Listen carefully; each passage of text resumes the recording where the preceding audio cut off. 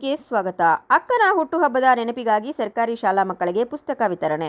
ಚಿಕ್ಕಬಳ್ಳಾಪುರ ತಾಲೂಕಿನ ಪೋಷಟಹಳ್ಳಿ ಗ್ರಾಮದ ಅಶ್ವತ್ಥಮ್ಮ ಅವರ ಮಗಳಾದ ಲೇಟ್ ಭವ್ಯಶ್ರೀಯವರ ಹುಟ್ಟುಹಬ್ಬದ ನೆನಪಿಗಾಗಿ ಸರ್ಕಾರಿ ಹಿರಿಯ ಪ್ರಾಥಮಿಕ ಶಾಲಾ ಎಲ್ಲ ಮಕ್ಕಳಿಗೆ ಪುಸ್ತಕ, ಪೆನ್ ಹಾಗೂ ಸಿಹಿ ಊಟದ ವ್ಯವಸ್ಥೆಯನ್ನು ಕಲ್ಪಿಸಿದ್ರು. ಈ ಸಂದರ್ಭದಲ್ಲಿ ಭರತ್ ಮಾತನಾಡಿ, ನಮ್ಮ ಅಕ್ಕ ಭವ್ಯಶ್ರೀ ಅವರು 3 ವರ್ಷಗಳ ಹಿಂದೆ ಅನಾರೋಗ್ಯದಿಂದ ಚಿಕ್ಕ ವಯಸ್ಸಿಗೆ ಮರಣ ಹೊಂದಿದ್ದಾರೆ.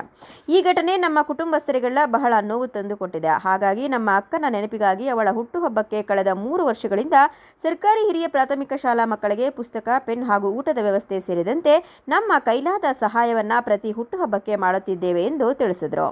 ಇನ್ನು ಮಕ್ಕಳೆಲ್ಲರೂ ಪುಸ್ತಕ, ಪೆನ್ಸ್ ಪಡೆದು ಖುಷಿಯನ್ನ ವ್ಯಕ್ತಪಡಿಸಿ ಅನಾರೋಗ್ಯದಿಂದ ಮರಣ ಹೊಂದಿರುವ ಭವ್ಯಶ್ರೀಗೆ ಹುಟ್ಟುಹಬ್ಬದ ಶುಭಾಶಯಗಳನ್ನು ಕೋರಿದ್ರು.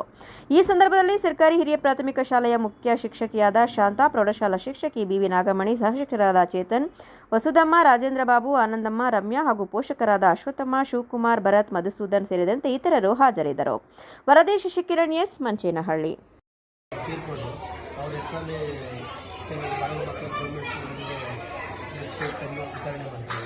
ಕಳೆದ 3 ವರ್ಷಗಳಿಂದ ಒಂದು ವರ್ಷನೂ ಬಿಡದಿರ ಪೆನ್ನು, ಬುಕ್ಸು ಮಕ್ಕಳು ಏನು ಅದನ್ನು ಸಹಾಯ ಮಾಡಬೇಕು ಅಂತ ಮಾಡ್ತೀವಿ.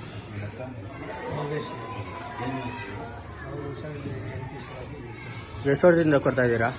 ಈಗ 3 ವರ್ಷ. ಇದು 3ನೇ ವರ್ಷನಾ? ಸರಿ.